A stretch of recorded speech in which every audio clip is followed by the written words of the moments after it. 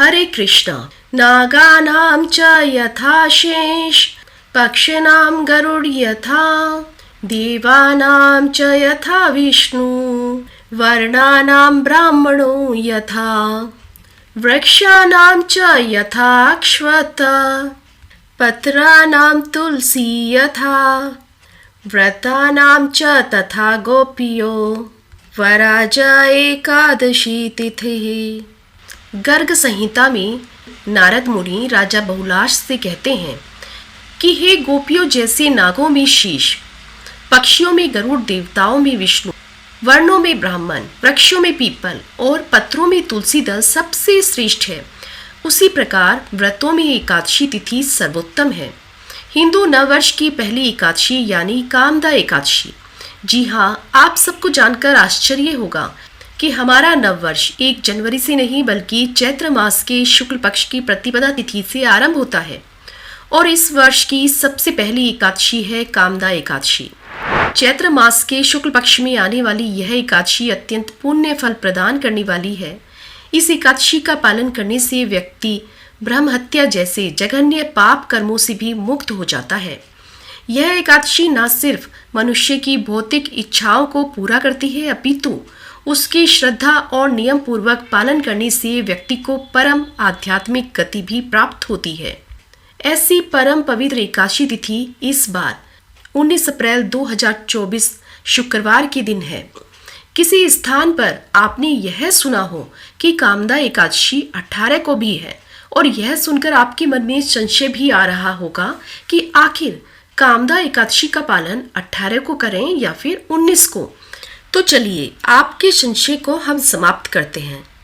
अब देखिए, इस एकादशी का प्रारंभ वास्तव में हो रहा है 18 अप्रैल 2024 गुरुवार के दिन शाम 5:31 से और ये तिथि पूर्ण होगी 19 अप्रैल 2024 शुक्रवार के दिन रात को 8:24 पर।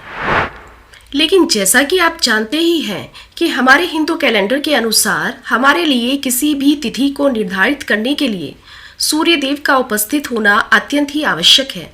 यानी सूर्योदय के समय जो तिथि होती है उसी तिथि को हम पूरे दिन के लिए पालन करते हैं। इस नियम के अनुसार 18 अप्रैल को सूर्योदय के समय दशमी तिथि है और एकादशी नहीं, क्योंकि एकादशी तो संध्या के समय में प्रारंभ हो रही है, लेकिन यही एकादशी तिथि अगले दिन यानी कि 19 अप्रैल को सूर्योदय के समय पाई जाती है। और यही कारण है कि इस बार आने वाली कामदा एकादशी भले ही 18 अप्रैल को प्रारंभ हो रही है, फिर भी हम उसका पालन करने वाले हैं 19 को, यानी कि 19 अप्रैल को ही संपूर्ण कामदा एकादशी है।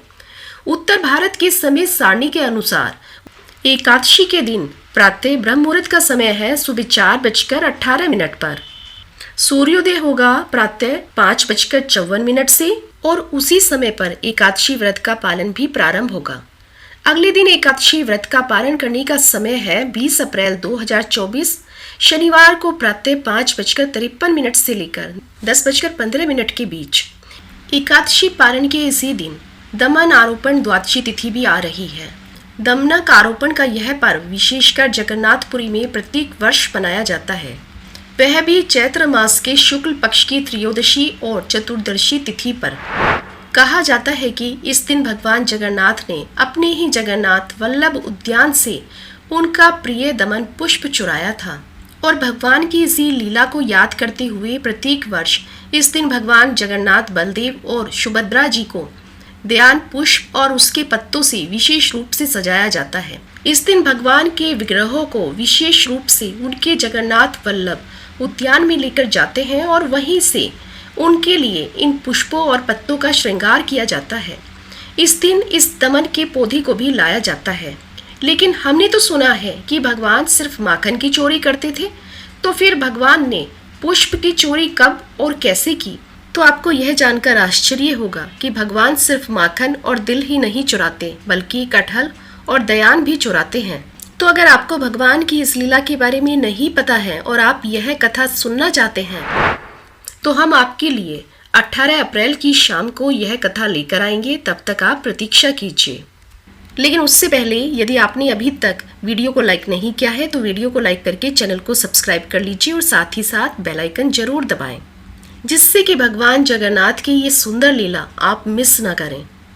अब देखिए, कई बार आप में से कुछ लोग हमसे प्रश्न पूछते हैं कि अगर हम एकादशी करना चाहते हैं तो क्या दशमी के दिन भोजन ले सकते हैं, और अगर हाँ तो क्या चावल भी ले सकते हैं, और कब तक लेना चाहिए। तो एकादशी से पहले दशमी के दिन आपको संध्या से पहले भोजन ले लेना चाहिए। संध्या के समय भारी भोजन नहीं लेना चाहिए।